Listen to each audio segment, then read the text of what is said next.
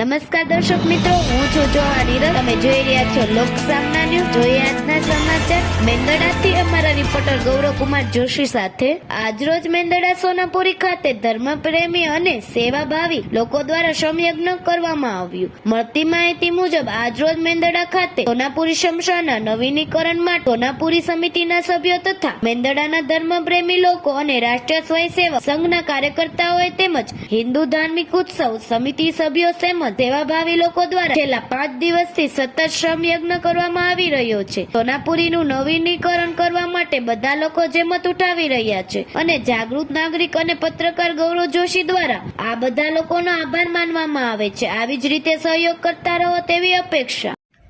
મેંદરડા સોનાપુરી સેવા સમિતિ દ્વારા ઘણા લાંબા સમયથી લગભગ 1.5 વર્ષથી એના જીર્ણોદ્ધારની પ્રક્રિયા છે ચાલુ છે. ધીમે ધીમે કરતાં ઉપરનો જે વિભાગ છે એ અમે પૂર્ણતાને આરે ડેવલપ કરી ચૂક્યા છીએ. નીચેનો જે વિભાગ છે એકદમ એટલો ઊંડો છે કે જેનો ઉપયોગ સામાન્ય લોકો કરી શકતા નથી.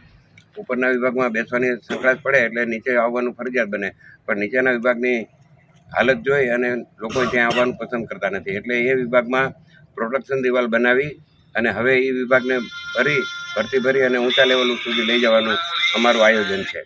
આ આયોજનના ભાગરૂપે ગામમાંથી જેને કોઈને મકાનો પડતા હોય અથવા બિનજરૂરી ભરતીઓ પડી હોય તો એ ભરતીઓનું દાન અમને અહીંયા આપી શકે છે. તો બીજે કોઈ જગ્યાએ એનો નિકાલ કરવાને બદલે જો એ સંસ્થાનની અંદર 10 દિવસમાં એ નિકાલ કરી શકવાના હોય તો એ અહીંયા નાખવા માટે આવકારદાયક છે.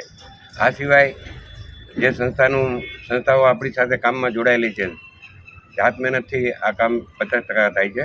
50% કામ છે એ આપણે પૈસાથી કરાવીએ છીએ. 50% કામમાં તમે જુઓ તો વિશ્વ હિન્દુ પરિષદ, RSS, એના જે સ્વયંસેવકો છે એ દિવસ રાત જોયા વગર કાયમ લગભગ 2-3 કલાક 4 કલાક સુધી આપણને સેવાઓનું કામ આપે છે.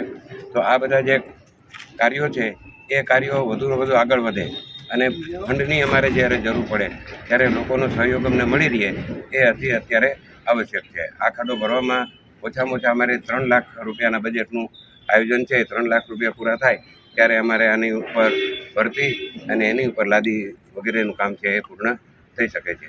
તંત્ર પાસે આપની કાંઈ અપેક્ષા ખરી?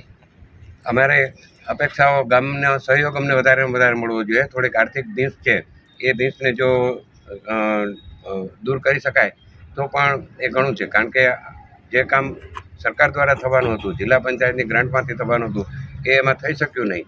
એ જિલ્લા પંચાયતની ગ્રાન્ટ કેન્સલ થઈ એટલે ના છૂટકે આપણે 1.5 લાખ રૂપિયા એમાં મંડીમાં વધારાના વાપરવા પડ્યા. આ 1.5 લાખની ઘટ અમને ઠેઠ સુધી નડવાની છે. તો આ ઘટ ન થાય એ માટે ગામ જો સહયોગ આપે તો અમે એને આવકારીશું. ધન્યવાદ. તો ફરી મળીશું એક નવા સમાચાર સાથે. ત્યાં સુધી જોતા રહો લોકસામના ન્યૂઝ.